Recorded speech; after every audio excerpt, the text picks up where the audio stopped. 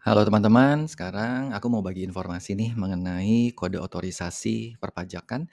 Jadi hal ini menjadi sesuatu hal yang menjadi sangat penting sekali karena ketika kita tidak memiliki kode otorisasi, maka secara otomatis kita tidak bisa melakukan pelaporan SPT tahunan ataupun menandatangani seluruh dokumen yang terkait dengan perpajakan.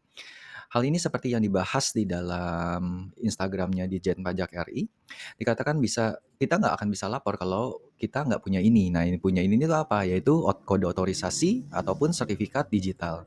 Nah, kalau kita lihat di sini dikatakan bahwa pelaporan SPT tahunan PPH kan sekarang tahun 2025 pasti harus menggunakan Cortex. Nah, untuk melakukan pelaporan Cortex, kita harus melakukan memiliki kode aktivasi untuk sertifikat elektronik ini, ya, kode otorisasi ataupun sertifikat digital.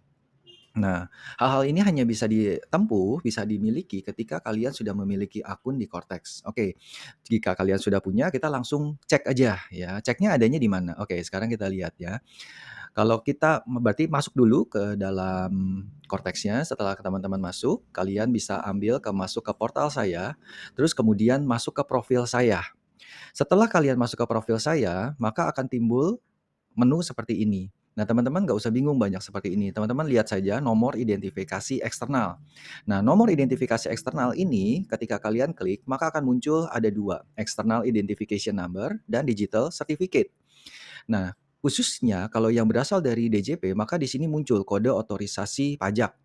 Teman-teman harus lihat di sini, kalau status kepemilikannya tidak lagi berlaku, invalid ataupun status yang lain, maka ini tidak bisa lakukan pelaporan SPT tahunan ataupun seluruh yang terkait dengan dokumen perpajakan. Nah, teman-teman lihat, kalau statusnya valid itu ada gimana? Ya sudah selesai. Tetapi yang harus kita pastikan bahwa di sini ada tanggal mulai dan tanggal berakhir. Di mana tanggal mulainya adalah misalnya contoh kita baru mendaftar sekarang, maka selesainya itu bisa sampai 2 tahun gitu ya.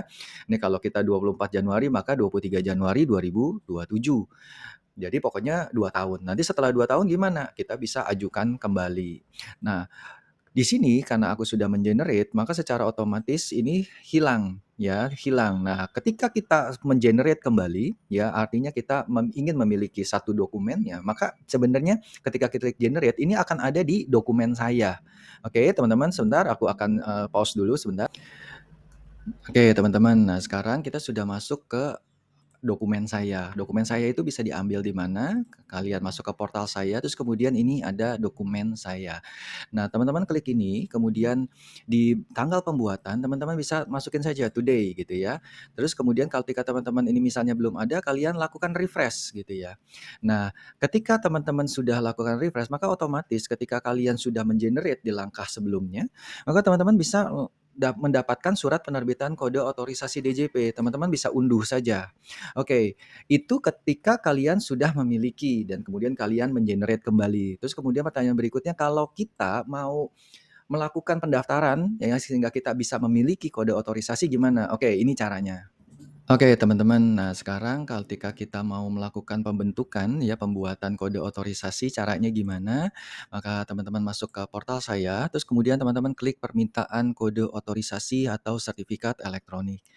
Nah teman-teman lihat di sini ini tidak dirubah, nanti teman-teman di sini akan terdaftar ya namanya kalian, identitas kalian, begitu juga dengan detail kontak kalian.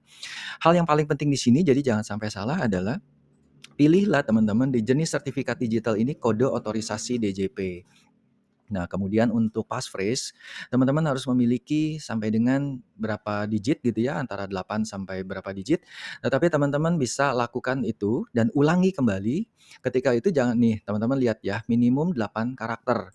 Harus ada lower case-nya, harus ada huruf kecil, kemudian harus ada huruf besar, kemudian ada angka dan juga ada special karakter. Special karakter misalnya titik dua, kemudian buka kurung, bintang dan sebagainya. Terus kemudian ulangi passphrase-nya.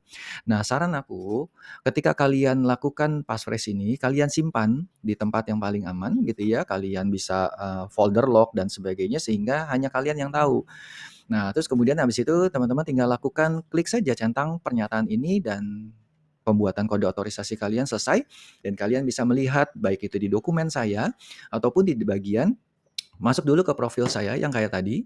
Setelah masuk ke profil saya, kita akan lihat untuk dari sisi profil saya. Setelah masuk ke profil saya, baru lakukan seperti langkah pertama tadi. Oke, teman-teman, itu aja videonya. Semoga video ini berguna buat kita semua. Oh iya, ada tambahan informasi bahwa dikatakan di sini bahwa ketika kita sudah memiliki, seperti yang tadi sudah dikatakan, bahwa sekalipun kita sudah punya kode otorisasi ataupun sertifikat elektronik, di dalam Per 11 pasal 21 ayat 1 dikatakan dia memiliki batas waktunya. Tadi yang seperti aku sudah sebutkan, yaitu 2 tahun. Nah, teman-teman bisa lihat itu secara berkala, lihat tanggal terakhirnya kapan. Jadi teman-teman bisa catat di kalender kalian, sehingga jadi jangan sampai ketika kalian mau bikin faktur pajak atau apapun itu, kalian nggak bisa karena kode otorisasinya sudah tidak berlaku. Oke teman-teman, itu aja. Semoga video ini bisa berguna buat kita semua. See you, bye-bye.